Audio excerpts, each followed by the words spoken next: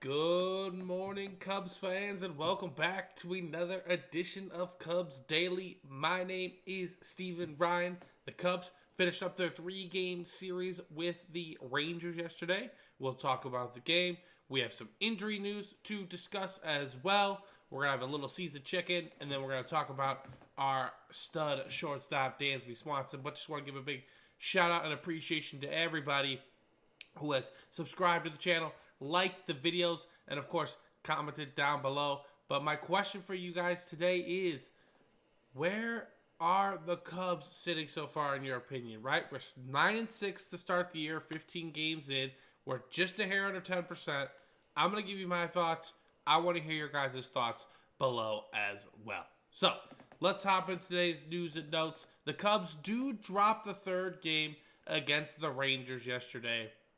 And honestly, when I was watching the game, I thought the Cubs could win. Obviously, when you have Shota out on the mound, you feel very confident in your team's ability to maybe get the W, especially given the Cubs' record with Shota on the mound. I believe they're like 25-9 or something like that. Just an absolutely incredible record. But unfortunately, it just was not our day yesterday. And the Cubs have just got done winning 7 of 8. I mean, 7 of 9 still is a very, very good streak to be on. And just, yeah, it just wasn't our day yesterday. It was a cold, brisk day at Wrigley. And honestly, the Rangers are a really, really good ball club. And sweeping those kind of teams are tough. Now, the Cubs just kind of just outright lost yesterday, which is not good. You don't want to ever watch your team just lose. But better way to lose a game than maybe the way they did against the Padres on Sunday, right? But the bats of the Rangers were just hot. Corey Seager had a couple home runs. There was a home run that kind of seemed like a pop fly, 2-run homer to make it 5-1. And even Shota was just like, how did that get out? So, again, someday the ball just doesn't roll your way. And I think, honestly, that was just yesterday for the Cubs as well. So, 6-2.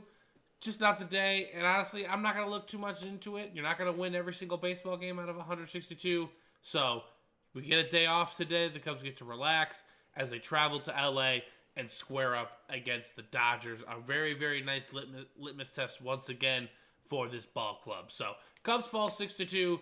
Let's put it behind us, and we are moving on.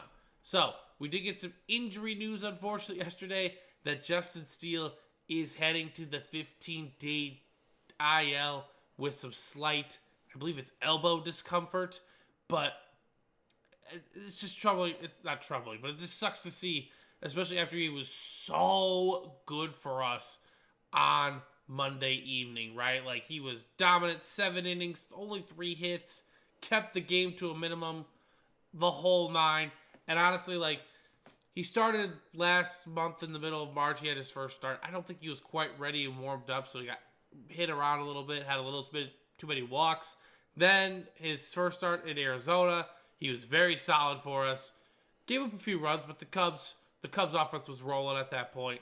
And then the previous start before that was better for us, got more improved. And then this last start was just like peak Justin Steele. So it just sucks to see because you saw him ramp up and do super very well, and then he's gonna hit the IL for 15 days. What does this mean for the Cubs necessarily?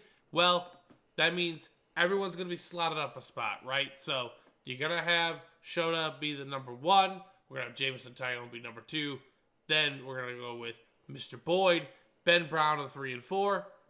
And then I am curious to see what the Cubs are going to do here.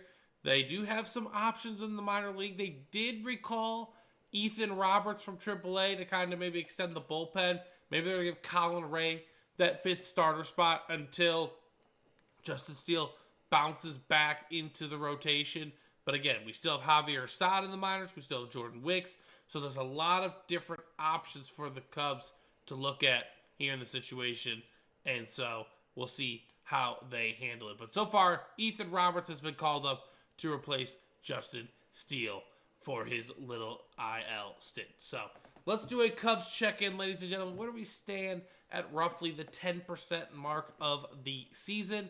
I think we're in an absolutely fantastic position, especially given the way our schedule has started, right? We faced the Dodgers, we faced the Padres, we faced the Diamondbacks, We face the cream of the crop in the NL West. We face the defending champions in the Texas Rangers. And it's not getting easier the rest of this month. We're not done yet, ladies and gentlemen. We still got 3 with the Dodgers coming up here. We still got a couple more of the Dodgers at Wrigley. We got the Phillies. We got to go to the San Diego. It's a brutal stretch here.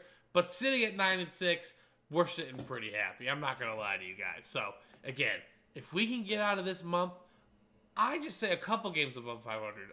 Right now where we're at, I will be beyond thrilled. But if we can get 5 or 6, 7 games above 500, this team is in prime position to make a big-time push in May. So 10% of the way in on the season, I am very ecstatic with where the Cubs are currently sitting. Again, it comes down to execution, right? But especially during this tough stretch, we're not going to sweep every single team, right? That's why you've got to take advantage of teams like the Athletics, like the Pirates. When they come on our schedule, bare minimum, we got to win 2 of 3. I say even sweep them sometimes, right? But the Cubs have won 3 consecutive series. They split with the Diamondbacks, and unfortunately they lost with the Dodgers. So, 3-1-1 on the year in terms of series?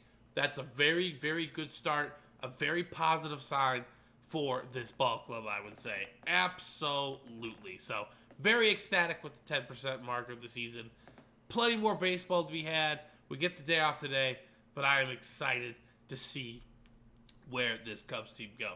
And a key part to that success, ladies and gentlemen, is this guy right here, Dansby Swanson. I know it's only 15 games in, but he is having a bounce-back season so far. No doubt about it, right? He has already hit 4 home runs. He's already driven in 11 RBIs. Last year, he drove in 66. That's already a sixth of the way there. And last year, he only hit 16 home runs for this ball club. So he's already 25% of the way there with 90% of the season to go. So very, very positive outlook with Dansby Swanson right now. Obviously, we know what we're getting with him defensively. He's going to be consistent. He's going to be steady.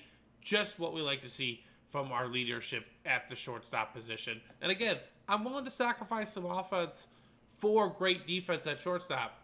But if he wants to bring the bat too, absolutely. We pay him the big bucks, and that's what Dansby's done so far this year. He's been absolutely fantastic, batting in the 5th spot and providing a lot of offense for this Cubs team, which has just been pouring in the runs lately, right? I believe I saw it on the graphic below yesterday. They're averaging 10.5 runs against the AL this year, which, again, not going to always happen. That number's not going to stay that inflated, but you like to see the production. You like to see the results.